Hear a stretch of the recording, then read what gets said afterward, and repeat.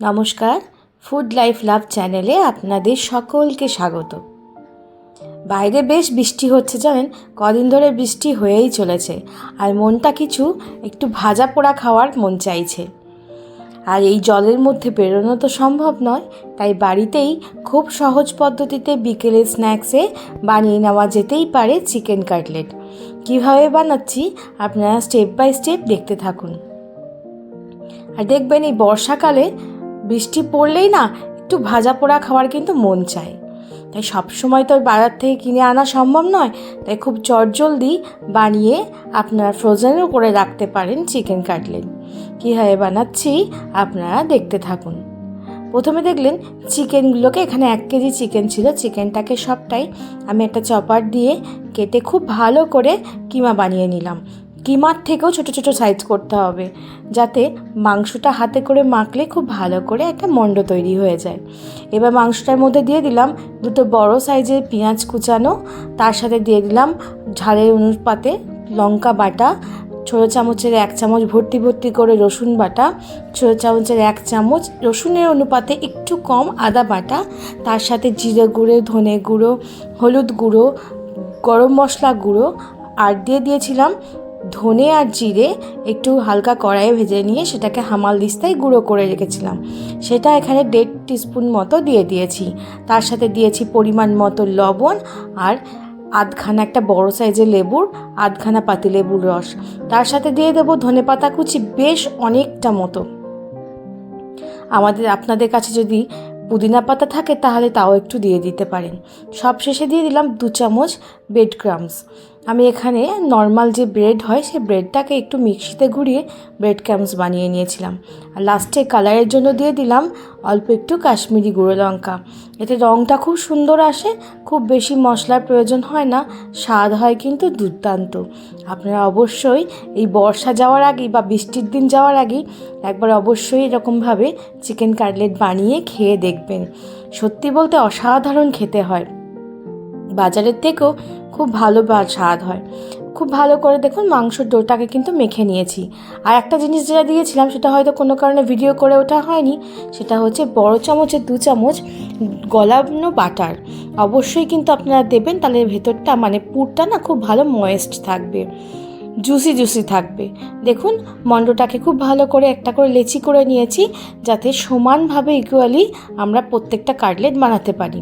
এরপর প্লেন ময়দা নিয়েছি একটা পাত্রে, আর একটা পাত্রে নিয়েছি 2 ডিম। প্লেন ময়দা এবং ডিমের মধ্যে পরিমাণ মতো লবণ আর একটু গোলমরিচ গুঁড়ো দিয়ে খুব ভালো করে মিশিয়ে নিচ্ছি। খেয়াল রাখবেন লবণ আর গোলমরিচ যেন ভালো করে মেশানো হয়, নাহলে অনেক সময় এক জায়গায় জমাট বেঁধে দলা হয়ে থাকে, সেটা যেন না থাকে। এবার প্রথমে একটা করে লেচি নেব, মাংসের ডো নেব, আর একটু করে এরকম চৌকো করে মানে ডায়মন্ড আকারে একটু শেপ দিয়ে নেব। যেভাবে আপনারা গড়তে পারেন, গোলও গড়তে পারেন, বাড়িতেই তো খাওয়ার জন্য। তবে দেখবেন কলকাতা স্টাইল চিকেন কাটলেটটা না ঠিক এরকম শেপ থাকে। প্রথমে একটু হালকা করে একটুখানি চৌকো করে নিয়ে ময়দা একটু কোট করে ডিমে একবার ডুবিয়ে নেব। খুব বেশি ময়দা লাগানোর দরকার নেই, একটু হালকা করে বুলিয়ে নিলেই হবে। এবার ডিম দিয়ে ডিমটা চারিপাশে খুব ভালো করে দেখুন স্পুন দিয়ে লাগিয়ে নিচ্ছি। খুব সহজেই লেগে যাবে, কারণ যেহেতু ময়দা দিয়েছি তাই কিন্তু আপনাদের অসুবিধা হবে না। এবার ডিম থেকে তুলে নিয়ে একেবারে আমি ব্রেড ক্রাম্বসের মধ্যে দিয়ে দিলাম। ব্রেড ক্রাম্বসের মধ্যে দিয়ে অবশ্যই একটু চারিপাশ খুব ভালো করে লাগিয়ে নেবেন। তারপর তো আসল অরিজিনাল আকার দেওয়ার পালা। দেখছেন ব্রেড ক্রাম্বস দেওয়ার পর একটা নাইফে করে পাশগুলো করণ করে নিয়েছি, আর হাতে করে এরকম করে ঠিক করে নিলেই দেখবেন খুব সুন্দর ডায়মন্ড আকারের কাটলেট আপনাদের তৈরি হয়ে যাবে। আপনারা ওয়াটার ড্রপের মতো করতে পারেন, তবে এটা বেশি সুবিধা। এরকম করে দেখুন আরও একটা দেখাচ্ছি। প্রথমে হাতে করে একটু রাফলি আকার দিয়ে নেব। খুব বেশি মোটাও করবেন না, খুব বেশি কিন্তু পাতলাও করবেন না। খুব বেশি মোটা করলে কিন্তু মাংসটা সিদ্ধ হবে না, ভেতরে কাঁচা থেকে যাবে। আর খুব বেশি পাতলা করলে ভেঙে যেতে পারে। দেখছেন এরকম করে একটা চাকু দিয়ে পাশগুলোকে একটুখানি রাফলি আকার দিয়ে নিলাম। দেওয়ার পর হালকা করে ময়দায় কোট করে ডিমে একবার ডুবিয়ে নেব। একইভাবে ডুবিয়ে নিয়ে চারিদিকটাতে ডিমের ব্যাটারটা লাগিয়ে নিয়ে তারপর দেব ব্রেড ক্রাম্বসের মধ্যে। খুব সহজ, একটু সময় নিয়ে করবেন, দেখবেন খুব ভালোই হয়, খুব বেশি কিন্তু কঠিন নয়। এবার ভালো করে 4-5টা ব্রেড ক্রাম্বস লাগিয়ে নিয়ে আমি ভালো করে একটা শেপ দিয়ে নেব। আপনারা একটা প্লেট বা একটা ট্রের মধ্যে এরকম উল্টো দিক করে নিয়ে এরকম শেপ দিয়ে নেবেন, দেখবেন খুব সহজেই খুব সুন্দর করে আকার হয়ে যাবে। দেখছেন, ঠিক এরকম করে চেপে চেপে 4-5টা চৌকো করে নেব। ব্যাস, আরও একটা কাটলেট তৈরি হয়ে গেছে। এরকম করে বেশ কিছু কাটলেট তৈরি করে ফিরে আসছি। বেশ অনেকগুলো কাটলেট বানানো হয়ে গেছে, চলুন এবার ভাজতে থাকি। বাকিগুলো কাটলেট মাকে বলেছি একটুখানি বানিয়ে দিতে। একে একে তেলটা খুব ভালো করে গরম হয়ে গেলে একদম লো করে দেবো আঁচটাকে। তারপর একে একে একটু ফাঁকা ফাঁকা করে কাটলেটগুলো ছেড়ে দেবো। অবশ্যই আপনাদেরকে ডুবো তেলে ভাজতে হবে, তাই আপনারা যে পাত্রটা নেবেন সেই পাত্রের তেলটাতে যেন খুব ভালো করে ডুবে যায়। যেহেতু ভেতরটা কাঁচা আছে তাই এটাকে প্রায় 15-20 মিনিট ধরে কিন্তু ভাজতে হবে। দেখুন 10 মিনিট পর কিন্তু একবার উল্টে দিয়েছি। অবশ্যই কিন্তু গ্যাসের আঁচটা একদম লো করে ভাজবেন, এতে ভেতর অবধি খুব ভালো সিদ্ধ হয়ে যাবে, উপরটাও মুচমুচে হয়ে যাবে আর একদমই কোনোভাবেই পুড়ে যাবে না। 10 মিনিট মতো একদম উল্টে পাল্টে গোল্ডেন ব্রাউন করে ভেজে নেব। এরকম গোল্ডেন ব্রাউন রং আসা অবধি আপনারা কিন্তু অবশ্যই উল্টে পাল্টে ভেজে নেবেন। একভাবে ভাজতে থাকলে কিন্তু পুড়ে যেতে পারে। প্রায় 15-20 মিনিট সময় হতে চললো। দেখুন আমার কিন্তু কাটলেট একদম সুন্দর ভাজা হয়ে গেছে। এবার তেল থেকে ছেঁকে খুব ভালো করে তুলে নেব।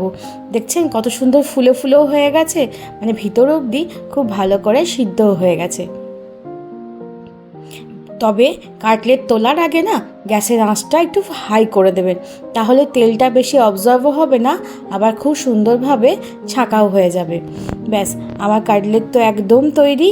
এবার তেল থেকে ছেঁকে গরম গরম পরিবেশন করুন। ভিডিওটা ভালো লাগলে অবশ্যই একটা লাইক করে দেবেন, আর নতুন বন্ধু যারা দেখছেন তারা কিন্তু সাবস্ক্রাইব করতে একদম ভুলবেন না।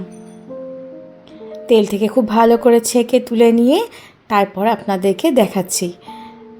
এটা স্যালাড, মানে পেঁয়াজ শসার সাথে কাসুন্দি আর টমেটো কেচাপ দিয়ে চিকেন কাটলেট কিন্তু খেতে বেশ লাগে।